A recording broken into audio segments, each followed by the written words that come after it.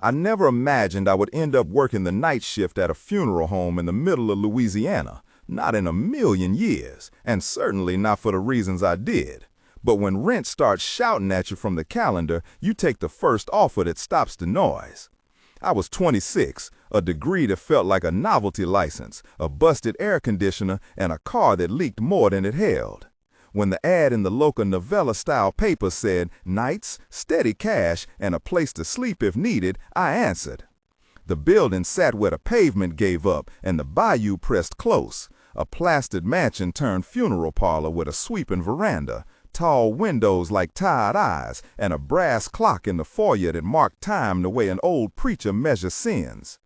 The man who met me at the door smelled of tobacco and rosewater, his hands dry and warm at the same time, and he pushed an envelope across the reception desk like it weighed nothing. Inside was a list of rules written on paper browned at the edges as if it had been waiting for someone to break them. He said, in a voice that did not rise, "Your signature means you accept the rules, and the house will accept you." I laughed because my laugh was small and practical, and I signed because money spoke clearer than superstition. From the first hour, the house made small claims on my senses. The humidity sat on my skin like an extra shirt. The floorboards hummed underfoot as though remembering footsteps that were not mine. The smell of formalin and lemon oil and fried okra threaded through the air. And somewhere, always a faint chant that could have been prayers or could have been something that learned to sound like prayers. They handed me a brass key on a frayed ribbon and told me to learn the clocks and the counting. I promised to follow the rules, and it was the worst promise I ever kept. I swore to myself the first week would be the only week, and then I would move on. But the house keeps accounts, and it had a way of asking debts back. What follows is every night I worked there, in order, until the night the rules themselves asked for an accountant, and I had nothing left to trade but memory. I will tell you the list of rules now, because they were physical objects that felt like a contract, and because you will need to know them to follow what came after.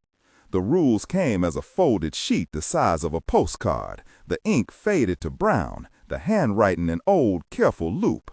It began, "No candles after midnight unless the lamp is wet with salt. Do not use the front parlors for rehearsal or novenas. Count every door that appears on the second floor and write the number at 3:40. Never answer a knock between the hours the clock calls 2 and the clock calls 4. Keep a locket on the cremise and never open it in the chapel. If someone asks to barter a secret for a room, refuse twice and then count to 7. All voices in Latin or French are not to be trusted unless a person signs with their given and family names.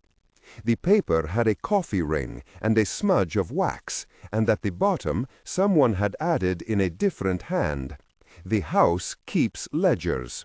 We keep the house.' The list felt like a map and a threat, and when I folded it back into the envelope, I had the strangest sensation of having enrolled in something older than myself.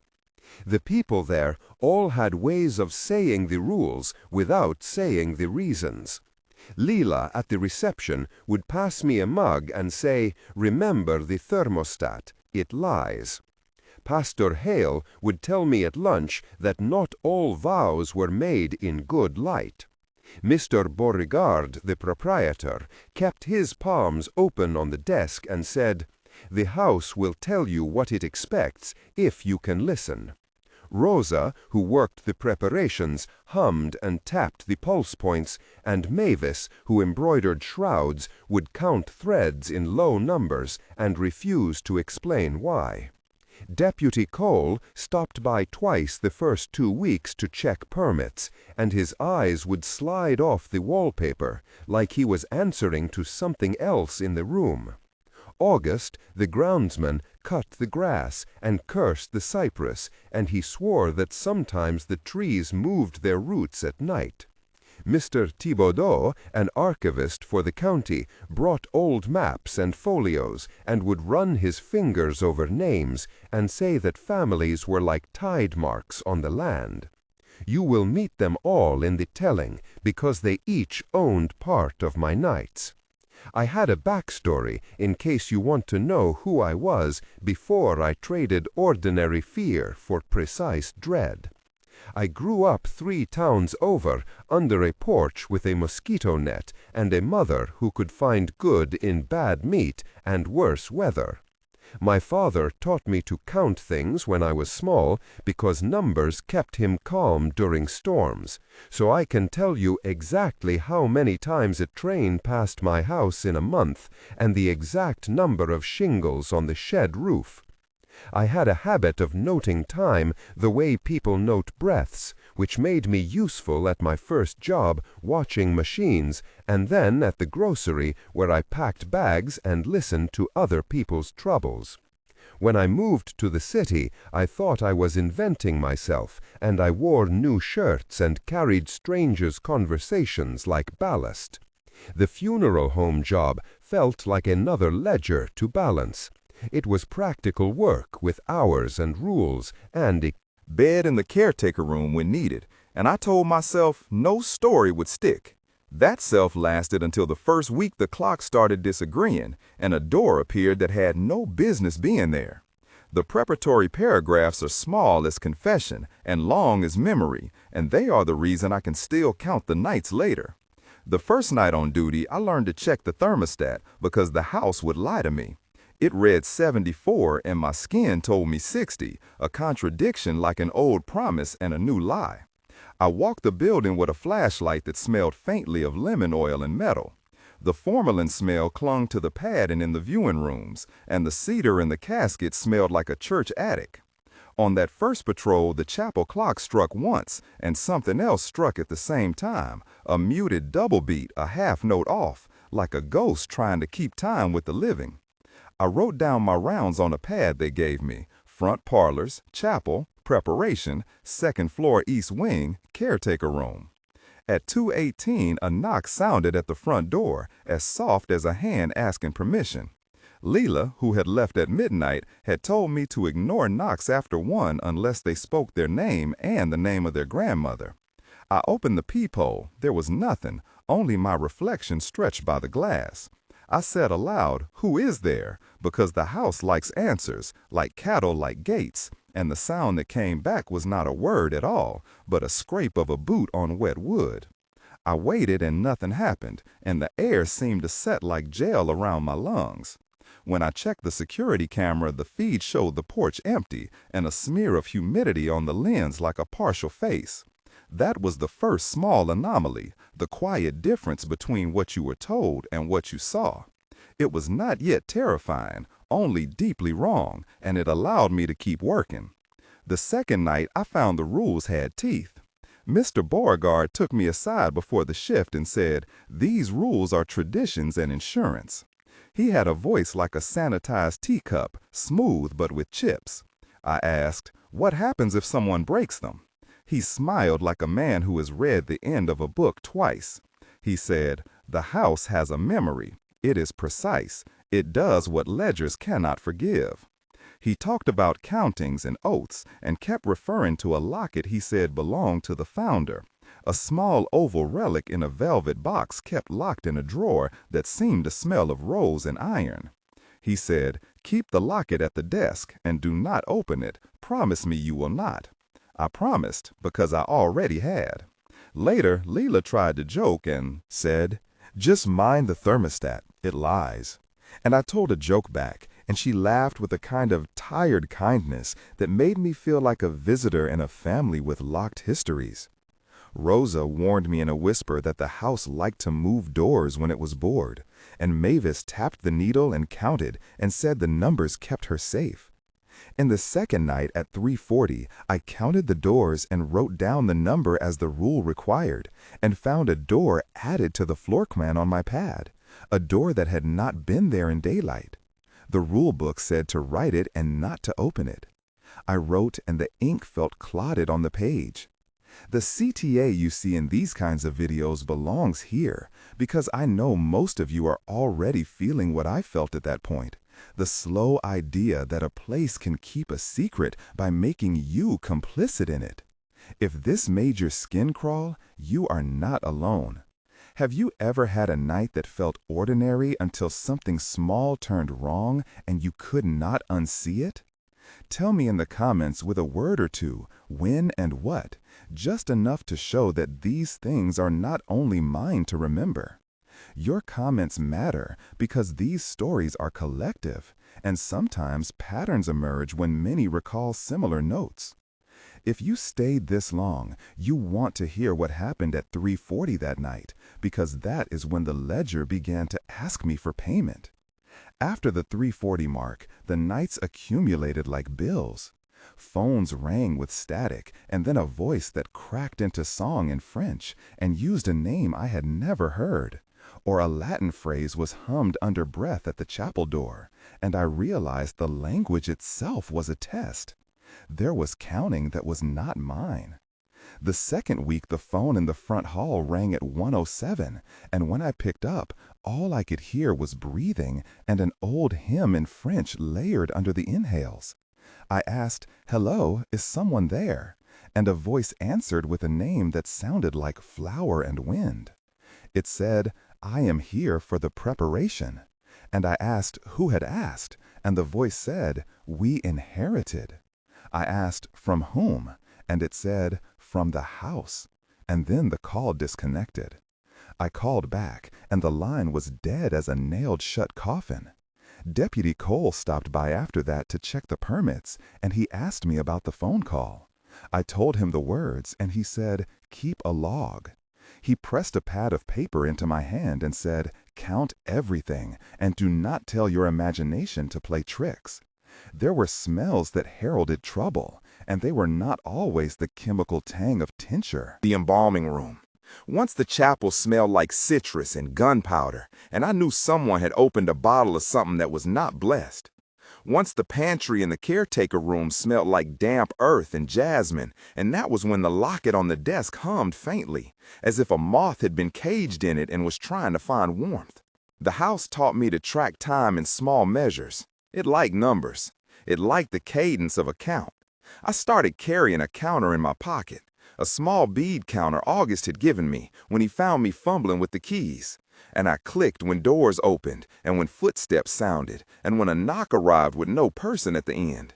The rules demanded a ledger, and so the ledger became myself. The escalation was slow, then sudden. One night I found a door on the second floor that was narrower than a regular door, too narrow to be a closet, and painted a different color, a gray that looked like rainwater filtered through newspaper. The pad required I write the number of doors on the second floor at 3:40, so I wrote the number and added the strange door. Later that week, a family arrived to book a viewing, and they asked if the private garden could be used. Mavis said no, and counted the threads on the shroud again. Mrs. Duplantier, a client with a high collar and a voice like a radio, asked insistently why not, and Lila said, "Because the garden remembers." Mrs. Duplantier reached for the handshake and paused, her hand pressing mine, and I felt the skin of someone older and colder than she should have. She said, "There are always rules, dear," and she smiled with a mouth that had kept many town secrets. The more I obeyed the rules, the more the house rewarded me with small mercies and small warnings. It closed the heat vents against my chest when I threatened to faint, and it nudged a spare blanket onto the chair when I fell asleep in the chapel.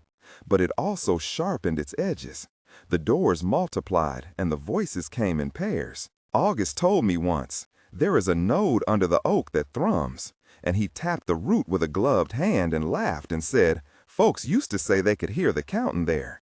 He handed me a cigarette, and I never smoked it, but I held it because the smoke smelled like towns my grandfather talked about. The second escalation center came with a visitor who should not have been possible. A woman appeared in the parlor at midnight, not a client, not a mourner.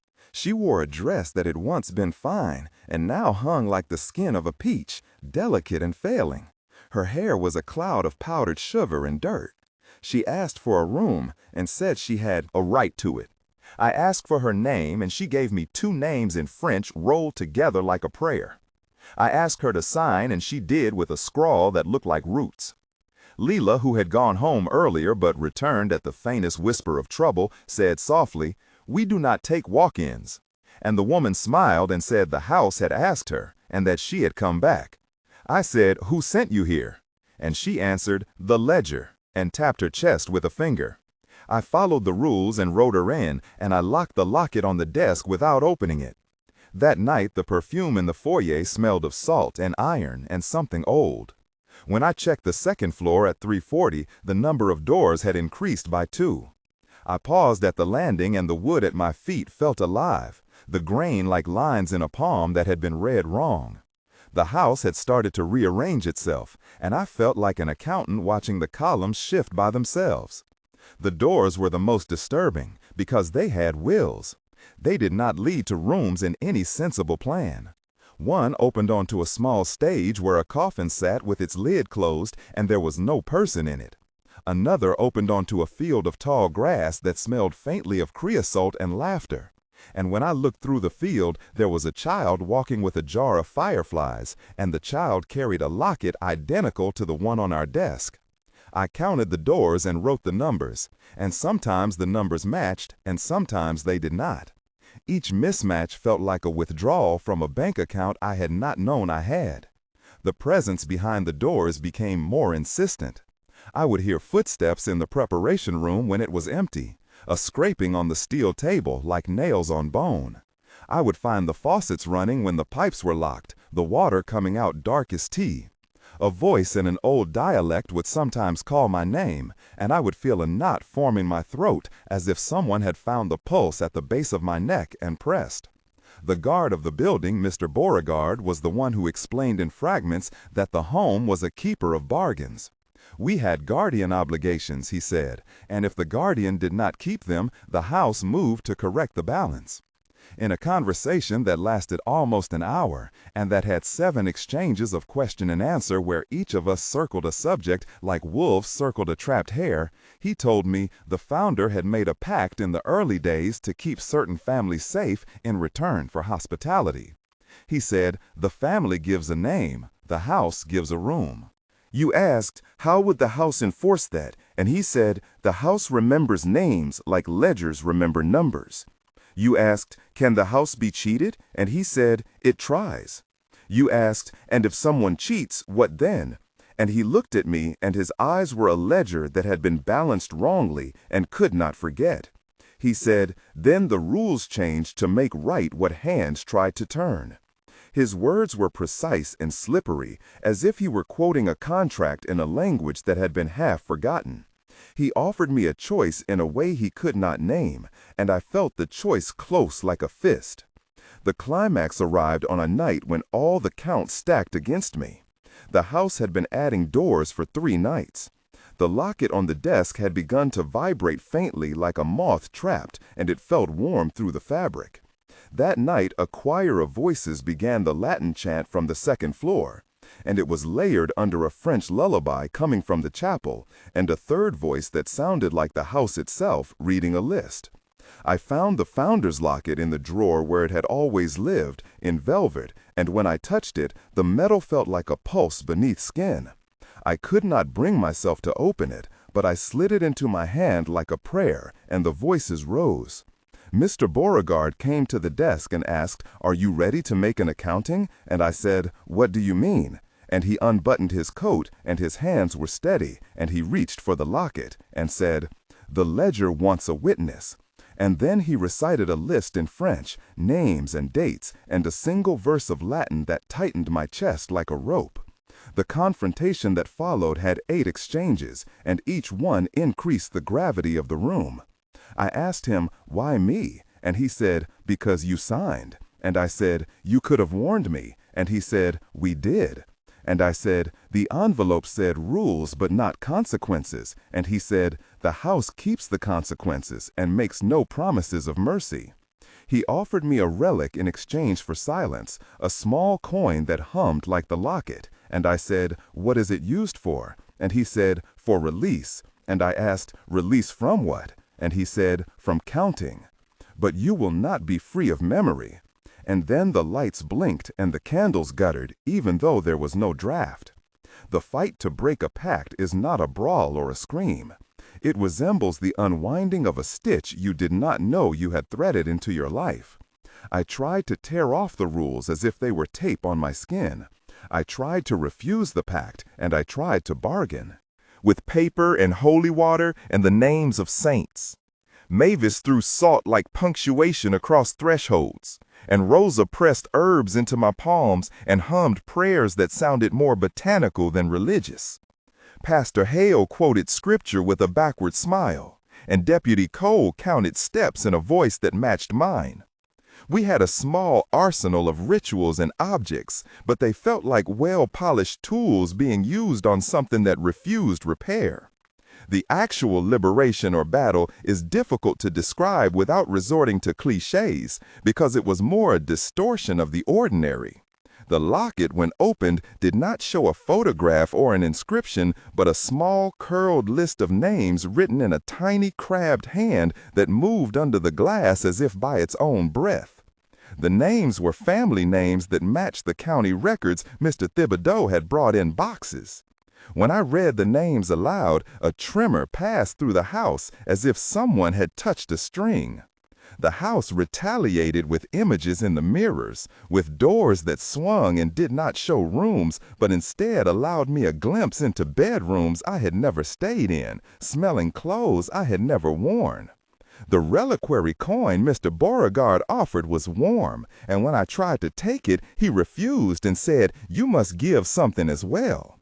And I had nothing left but the memory of my father counting storms on the porch, and I offered him that. I offered the habit of counting, and he said, "That will do." We made a trade that night, and the agreement was sealed with a chant that mixed Latin and French and a phrase in a dialect that made my teeth ache with recognition. The house calmed, but it was not the same as before. The locket no longer vibrated, but it hummed faintly, and the doors settled into a plan that was unfamiliar yet stable. I left the porch at dawn with a nausea that sat under my ribs and the sense that I had paid a subscription fee to a bank of ghosts. The aftermath was not simple escape. The house allowed me to leave, but it did not expel the ledger. I found later that I had marks, tiny crescent scars like the bite of something intended to memorize, on the inside of my wrist that warmed when rain fell. I still missed the sound of the chapel clock, and sometimes I would wake to the sensation of being counted in my dreams. My flight was messy. I took my things, put the locket in a paper bag, and drove until the map showed only river and a town that did not know my name. I told myself I had been practical and that a job is a job, and funerary work has its share of sorrow. But the house followed like a shadow that knows the seams of a coat and can slip its hand inside. The pockets. It left me with a coin and a habit. The coin turned up in odd places. In my jacket when I thought I had left it at the desk. In the pocket of a pair of pants months later that I had not worn since the funeral parlor. Each time it appeared, it made a cold that tasted like iron at the base of my teeth. The epilogue unfolds in 3 visits of time because the ledger keeps installments. 1 month on from the last night, the town still smelled of rain and heat, and my body had not yet abandoned the counting. I would wake at 3:40 and check the locks, because the house had taught me to mistrust the night. I still had the locket in a locked drawer, and when I opened it, I found the tiny list of names shrunken to a single name that felt like my bone. The scar on my wrist would prickle when someone used my full name and surname together in conversation, a stitch of memory that tightened. I took a bus back once to leave flowers at the edge of the cemetery, and the groundsman August watched me from the gate. He nodded and said, "Some things are just due," and I left the flowers and walked away. 3 months after I left, I found an old box in the attic of my apartment that contained shreds of the rule page, a coffee ring, a wax smudge, and a prayer bead that had not been mine. I did not recognize how it arrived, but the ledger had a way of sending proofs. I got a letter from Mr. Thibodeau with a clipping of a birth notice from the county paper and a name circled in ink. He wrote in the margins, The house keeps accounts with ink and bone. 6 months later, the scar on my wrist split into a heavier line, and beneath the skin I could feel a rhythm like a very small clock that ticked in time with my pulse. I dream that sometimes the rooms open into other rooms, and that people I have not met yet are counting their doors. I still carry the coin in a sock under the floorboard, and when I take it out, it smells faintly of cedar and wet moss. The house never called me back to work, but it did not stop visiting in ways I could measure. I mention all of this not to offer closure, but to say that bargains are practical things. They are written, sometimes sewn into clothes, sometimes stamped in a coin, sometimes kept in a locket, and only opened by those who do not realize the cost. I have learned that rules can be protections or prisons, and that the difference is how soon someone notices they are paying. If you ever find a paper with rules tucked under a drawer, read it and then read it again, because the handwriting can be a warning, and the coffee ring might be a fingerprint. I do not return to the funeral home. I do not think the proprietor wanted me back, and I do not think I would be brave enough to sign again. But sometimes at night, when the rain is thick and the radio is low, I think I hear a counting that is not mine, a soft recitation of names, Latin phrases, French lullabies. I think of Leela folding a towel and saying, "The thermostat lies," and she would laugh if she thought it light. I think of Mavis counting thread, and the way Pastor Hale would cross himself and say, "Keep salt at the door." And I keep salt in a jar in my kitchen now, because habits are contagious. The house changed me in ways you cannot bill for. I carry the locket's memory like a scar that has not yet finished forming, and I count doors when I wake up at night. If you liked this account and want to hear more about the other houses that keep lists and the ways communities make pacts with architecture, subscribe and stay with this channel, because stories like this are not finished, they are only transferred. If you have your own account of a rule that turned into a debt, tell me in the comments with a word or two, when and what, and we will keep each other company while the counting continues. I left with a coin and a handful of rules, and a name etched into my memory, and the knowledge that hospitable places can become prisons if you sign the wrong paper. The last thing I will tell you is that I do not regret knowing the rules, but I regret that I understood what they were for only once I had already paid.